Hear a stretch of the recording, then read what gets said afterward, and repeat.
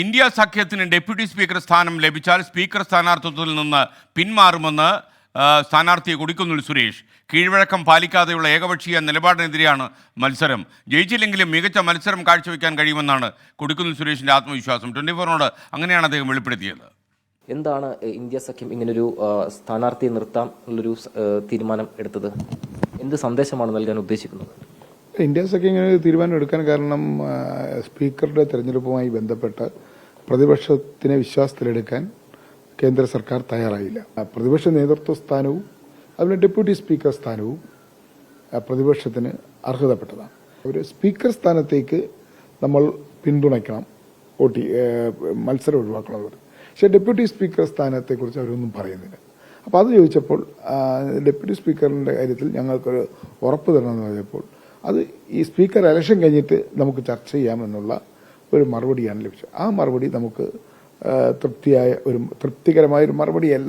Parliamentary ജനാധിപത്യത്തിൽ പാലിക്കേണ്ട മര്യാദ പാലിക്കാതെ അല്ലെങ്കിൽ ഇതുവരെയുള്ള കീഴ്വഴക്കങ്ങൾ അത് പാലിക്കാതെ വീണ്ടും ഏകപക്ഷീയമായി ഏകാധിപത്യപരമായി ഞങ്ങൾ ഈ ഭൂരിപക്ഷം ഇല്ലെങ്കിലും ഞങ്ങൾ ഘടകകക്ഷികളെയും മറ്റുള്ള സ്വതന്ത്രന്മാരെയൊക്കെ പിടിച്ച് ഞങ്ങൾ മുന്നോട്ട് പോകും, മുഖ്യ പ്രതിപക്ഷമായ കോൺഗ്രസിനെയോ അല്ലെങ്കിൽ കോൺഗ്രസിനോടൊപ്പം നിൽക്കുന്ന കക്ഷികളെയോ ഒന്നും ഞങ്ങൾ ഗൗരവത്തിൽ കാണുന്നില്ല എന്നുള്ള ഒരു മെസ്സേജാണ് അവർ ഡെപ്യൂട്ടി സ്പീക്കറുടെ കാര്യത്തിലും അവർ നൽകിയിരിക്കുന്നത്. അതുകൊണ്ട് ഞങ്ങളെ സംബന്ധിച്ചിടത്തോളം മത്സരിക്കുക എന്നല്ലാതെ വേറെ മാർഗമില്ല എന്നുള്ള വിജയിക്കും. രാജ്നാഥ് സിംഗ് പലപ്പോഴും മല്ലികാർജ്ജുൻ ഖർഗെ ഉൾപ്പെടെ ബന്ധപ്പെട്ടു, പക്ഷേ ഇതൊരു ഉറപ്പ് നൽകിയിട്ടില്ല. ഈ അവസാന നിമിഷം, തെരഞ്ഞെടുപ്പിന്റെ അവസാന നിമിഷം ഒരു ഉറപ്പ് എൻഡിയുടെ ഭാഗത്തു നിന്നും ഉണ്ടാവുമെന്ന് പ്രതീക്ഷിക്കുന്നുണ്ടോ? അങ്ങനെ തരുമെങ്കിൽ സ്ഥാനാർത്ഥി പിന്മാറാൻ ഉറപ്പ് അവർ തരുമെങ്കിൽ തീർച്ചയായിട്ടും സ്ഥാനാർത്ഥി പിന്മാറുന്ന കാര്യം ആലോചിക്കാവുന്നേ ഉള്ളൂ. തെരഞ്ഞെടുപ്പിൽ എൻഡി ഇതര കക്ഷികളുടെ വോട്ട് അങ്ങ് പ്രതീക്ഷിക്കുന്നുണ്ടോ? ഞങ്ങളെ സംബന്ധിച്ചിടത്തോളം ഇന്ത്യ സഖ്യം വളരെ ശക്തമാണ്, ഞങ്ങൾ ഒരുമിച്ച് നിൽക്കുന്നു. അതുകൂടാതെ ഈ BJPയുടെ ഇത്തരത്തിലുള്ള പാർലമെന്ററി ജനാധിപത്യം പാലിക്കേണ്ട മര്യാദകൾ പാലിക്കാതിരിക്കുകയും കീഴ്വഴക്കങ്ങൾ ലംഘിക്കുകയും ചെയ്യുന്നത് തെറ്റാണെന്ന് തോന്നുന്ന ആർക്കും ഞങ്ങളെ സഹായിക്കുകയും ഞങ്ങളെ പിന്തുണയ്ക്കുകയും ചെയ്യാം. അംഗങ്ങളുടെ എണ്ണബലം കൊണ്ട് NDAക്ക് വിജയം ഉറപ്പാണ്. പക്ഷെ ഒരു ശക്തമായ പ്രതിപക്ഷമായി ഈ ലോക്സഭയിൽ ഉണ്ടാകുമെന്ന സന്ദേശം ഇതുവഴി നൽകാൻ സാധിക്കുമല്ലേ എല്ലാ വിഷയങ്ങളിലും? തീർച്ചയായിട്ടും. അതുകൊണ്ടാണല്ലോ എല്ലാവരും ഇത് വിട്ടുകൊടുക്കാൻ പാടില്ല, ഇവരുടെ ഈ ഒരു തൻപ്രമാണിത്വത്തിന്റെ മുന്നിൽ കീഴടക്കാൻ പാടില്ല. അതുകൊണ്ട് നമ്മൾ ജയിച്ചില്ലെങ്കിൽ പോലും മത്സരിച്ച് കരുത്ത് കാട്ടുക എന്നുള്ളതാണ് ആ അഭിപ്രായത്തിന്റെ അടിസ്ഥാനത്തിലാണ് മത്സരത്തിന് നമ്മൾ തയ്യാറായത്. ആശിഷ് മട്ടുവിനൊപ്പം നിതിൻ അംബുജൻ, 24. ചിന്നൂസൻ പൊന്നൂസ് പറയുന്നത് സ്കൂളുകൾക്ക് അവധി വല്ലതും കൊടുക്കുന്നുണ്ടെങ്കിൽ മക്കളെ വീട്ടിൽ നിന്ന് ഇറങ്ങുന്നതിന് മുമ്പ് അങ്ങ് അവധി കൊടുക്കണം. എല്ലായിടത്തും നല്ല മഴയാണെന്നേ. അപ്പോൾ ഇതിനെക്കുറിച്ച് വിദ്യാഭ്യാസ വകുപ്പ് മന്ത്രി വി ശിവൻകുട്ടി നേരത്തെ തന്നെ പറഞ്ഞിട്ടുള്ളതാണ്. എല്ലാ ജില്ലാ കളക്ടേഴ്സിനും ശ്രദ്ധയ്ക്ക് വേണ്ടി അദ്ദേഹം അറിയിച്ചിരുന്നതാണ്. അവധി എവിടെയെങ്കിലും പ്രഖ്യാപിക്കാൻ സാധ്യതയുണ്ടെങ്കിൽ കുട്ടികൾ വീട്ടിൽ നിന്ന് ഇറങ്ങുന്നതിന് മുമ്പ് യഥാസമയം പ്രഖ്യാപിക്കണമെന്ന് നേരത്തെ നിർദ്ദേശം സംസ്ഥാന സർക്കാർ കൊടുത്തിട്ടുണ്ട്. അതുപോലെ കോഴിക്കോട് വേളം പള്ളിയത്ത് കാറിന് മുകളിൽ മരം വീണുവെന്ന് വാർത്ത വരുന്നു. കാർ യാത്രക്കാർ അത്ഭുതകരമായി രക്ഷപ്പെട്ടുവെന്നും ബ്യൂറോയുടെ റിപ്പോർട്ടിൽ പറയുന്നു. ഇന്നലെ രാത്രിയായിരുന്നു ഈ സംഭവം. ശക്തമായ കാറ്റിലും മഴയിലും കൂറ്റൻ മരം കടപുഴകി കാറിന് മുകളിൽ വീഴുകയായിരുന്നു. നാട്ടുകാരെത്തി കാറിലുള്ളവരെ സുരക്ഷിതമായി മാറ്റി. JCB ഉപയോഗിച്ചാണ് മരവും കാറും റോഡിൽ നിന്ന് മാറ്റിയത്. അപ്പോൾ ഒരുപാട് പ്രിയപ്പെട്ട പ്രേക്ഷകർ കാര്യങ്ങളൊക്കെ ചോദിക്കുന്നുണ്ട്. മഴ സംബന്ധിച്ചിട്ടുള്ള എല്ലാ സംശയങ്ങളുമൊക്കെ രേഖപ്പെടുത്തുന്നുണ്ട്. അതുപോലെ പരീക്ഷ കോട്ടയം MG യൂണിവേഴ്സിറ്റിക്ക് കീഴിലുള്ള കോളേജുകളിലെ പരീക്ഷ മാറ്റിയിട്ടുണ്ട്. യൂണിവേഴ്സിറ്റി പരീക്ഷ മാറ്റിയിട്ടുണ്ട്. KTU എക്സാം മാറ്റിയിട്ടുണ്ടോ? പരീക്ഷകൾക്ക് ഒരു മാറ്റവുമില്ല. MG സർവകലാശാല ഒരു പരീക്ഷയും മാറ്റിവെച്ചിട്ടില്ലെന്ന് പബ്ലിക് റിലേഷൻസ് ഓഫീസർ അല്പം മുമ്പ് നമ്മളെ അറിയിച്ചു. നിങ്ങളുടെ ഈ യൂട്യൂബ് സന്ദേശം കണ്ടതിന് ശേഷമാണ് PROയുമായി നമ്മൾ ബന്ധപ്പെട്ടത്. അപ്പോഴാണ് അറിയുന്നത് MG സർവകലാശാല പരീക്ഷകൾ മാറ്റിവെച്ചിട്ടില്ല. പരീക്ഷകൾ യഥാവിധം പറഞ്ഞ സമയത്ത് തന്നെ നടത്താനാണ് കലാശാലയുടെ തീരുമാനം. ഇനി വീണ്ടും നിതിൻ അംബുജൻ ചേരുന്നു. ലോക്സഭാ സ്പീക്കർ തെരഞ്ഞെടുപ്പ് ഇന്നാണ്. NDയുടെ സ്ഥാനാർത്ഥി ഓം ബിർള, കൗണ്ടർ സ്ഥാനാർത്ഥി ഇന്ത്യ മുന്നണിയുടെ കൊടിക്കുന്നിൽ സുരേഷ്. കോൺഗ്രസ് എല്ലാ അംഗങ്ങൾക്കും വിപ്പ് നൽകിയിട്ടുണ്ട്.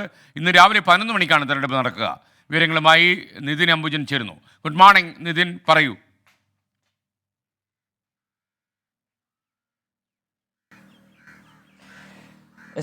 Very good morning. വളരെ കാലത്തിന് ശേഷമാണ് സ്പീക്കർ സ്ഥാനത്തേക്ക് അങ്ങനെ വീണ്ടും ഒരു തെരഞ്ഞെടുപ്പ് നടക്കാൻ പോകുന്നത്. 18ാം ലോക്സഭയുടെ സ്പീക്കർ ആര് എന്നത് ഇന്ന് 11 മണിയോടുകൂടി നടക്കുന്ന ഈ തെരഞ്ഞെടുപ്പിന് ശേഷം അറിയാൻ സാധിക്കും.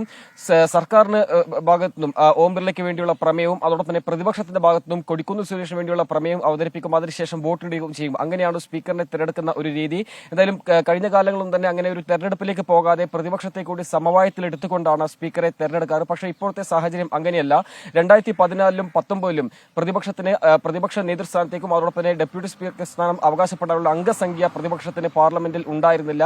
അങ്ങനെ 2014ലും 19ലും അങ്ങനെ ഡെപ്യൂട്ടി സ്പീക്കർ സ്ഥാനത്ത് കോൺഗ്രസ് അത്തരമൊരു ക്ലെയിം ഉന്നയിച്ചിരുന്നില്ല. പക്ഷേ ഇക്കുറി അങ്ങനെയല്ല സാഹചര്യം. കോൺഗ്രസിന് 100ഓളം സീറ്റുണ്ട്. അതോടൊപ്പം ഇന്ത്യ സഖ്യത്തിനാണെങ്കിൽ 200ലധികം സീറ്റുകൾ നേടി കരുത്ത് കാണിക്കുന്ന ഒരു പ്രതിപക്ഷമായി സഭയിലുണ്ട്. അതുകൊണ്ട് തന്നെ ഡെപ്യൂട്ടി സ്പീക്കർ സ്ഥാനം വേണം എന്നൊരു ആവശ്യത്തിൽ ഉറച്ചു നിൽക്കുകയാണ്.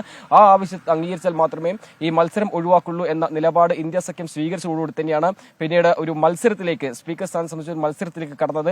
എന്തായാലും ശക്തമായ പ്രതിപക്ഷമായി നിലകൊള്ളും എന്ന സന്ദേശമാണ് ഈ മത്സരത്തോടുകൂടി തന്നെ കാഴ്ചവെക്കാൻ സാധിക്കുകയെന്നാണ് ഇന്ത്യ സഖ്യത്തിന്റെ സ്ഥാനാർത്ഥിയെ കൊടിക്കുന്നിൽ സുരേഷ് 24നോട് വ്യക്തമാക്കിയിരിക്കുന്നത്. അതോടൊപ്പം തന്നെ NDA ഇതര പാർട്ടികളുടെ പിന്തുണ തേടാനുള്ള ശ്രമം അത് തുടരുന്നുണ്ട്. ഇന്നലെ ഇന്ത്യ സഖ്യത്തിന്റെ യോഗം മല്ലികാർജ്ജുൻ ഖർഗെയുടെ വസതിയിൽ ചേർന്നിരുന്നു.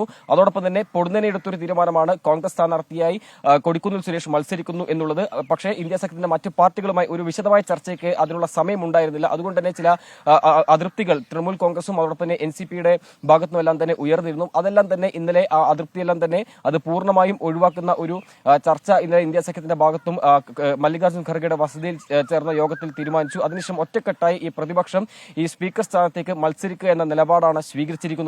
അംഗസംഖ്യ കൊണ്ട് NDA സ്ഥാനാർത്ഥി വിജയിപ്പിക്കാനുള്ള അംഗസംഖ്യ NDAക്കുണ്ട്. പ്രത്യേകിച്ചും മറ്റൊരു വെല്ലുവിളിയോ അല്ലെങ്കിൽ ഭീഷണിയോ ഉയർത്താൻ സാധിക്കാത്ത വിധം തന്നെ സ്പീക്കറായി ഓം ബിർളയെ തിരഞ്ഞെടുക്കാൻ സാധിക്കും. പക്ഷേ ഒരു കൃത്യമായ പ്രതിപക്ഷമായി എന്ന നിലയിൽ തന്നെ ഒരു സന്ദേശം നൽകുക എന്നാണ് ഇതുവഴി ലക്ഷ്യം വെക്കുന്നത്. എന്തായാലും വളരെ വർഷങ്ങൾക്ക് ശേഷം 1952നും അതോടൊപ്പം തന്നെ 76ന് ശേഷം വീണ്ടും ഒരു തെരഞ്ഞെടുപ്പ് നടക്കുമ്പോൾ എന്താണ് ഇനിയുള്ള കാലങ്ങളിൽ സഭയിൽ പ്രതിപക്ഷം സ്വീകരിക്കാൻ പോകുന്ന നിലപാട് എന്നത് വ്യക്തമാണ്. ഒരുപക്ഷെ ഇനി അവസാന നിമിഷം ഡെപ്യൂട്ടി സ്പീക്കർ സ്ഥാനത്തിന് ഒരു ഉറപ്പ് നൽകുകയാണെങ്കിൽ മത്സരത്തിൽ പിന്മാറുന്ന അടക്കമുള്ള കാര്യങ്ങളെ പറ്റി ആലോചിക്കും എന്ന് തന്നെയാണ് ഇന്നിപ്പോൾ കൊടിക്കുന്നിൽ സുരേഷ് 24നോട് വ്യക്തമാക്കിയത്. അങ്ങനെ ഒരു സഭയുടെ ചരിത്രത്തിൽ വളരെ അപൂർവമായി നടക്കുന്ന ഒരു തെരഞ്ഞെടുപ്പ് ഇന്ന് രാവിലെ 11 മണിക്ക് നടക്കും. അതോടൊപ്പം തന്നെ കോൺഗ്രസിന്റെ എല്ലാ MPമാരും 11 മണിക്ക് ഹാജരാകണം എന്ന വിപ്പ് കോൺഗ്രസും BJP MPമാർക്ക് BJPയും അങ്ങനെ വിപ്പ് നൽകിയിട്ടുണ്ട്. SKN. Okay, thank you. Nithin അംബുജനാണ് ഡൽഹിയിൽ നിന്ന് ചേർന്ന്.